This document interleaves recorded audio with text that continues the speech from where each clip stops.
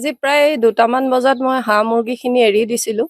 এৰি দিয়াত মই পুখুৰীলৈ খেদি দিওঁতে অকণমান বাট এটা ওলাই থকাৰ কাৰণে হাঁহ মুৰ্গীখিনি বেলেগৰ ঘৰত চৰিব গৈছিলে।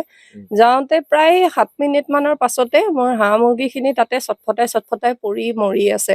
প্ৰায় 8টামান হাঁহ মৰিছে, মুৰ্গী 3টামান মৰিছে, পাৰ এযোৰ মৰিছে। এইটো মানে আপোনাৰ কিবা বেয়া বস্তু দিয়া যেন অনুভৱ কৰিছোঁ মই। বিহে দিছে চাগে।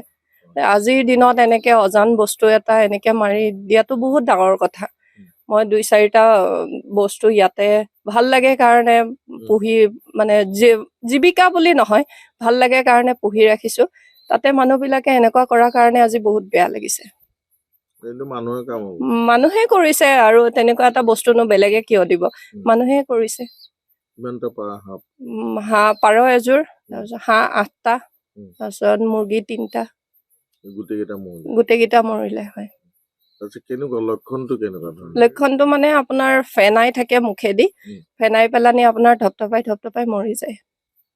কিবা কিবি খুৱাইছো, নেমু পানী খুৱাইছো, তেতেলী পানী, কিন্তু বচাব নোৱাৰিলো, এটাও নোৱাৰিলো, চব মৰি গল। আৰু কুকুৰ পোৱালি কেইটামান আছে, সেই পোৱালি কেইটাও মানে কিবা খালে নেকি সম্ভৱ, তেওঁলোকে পৰি আছে।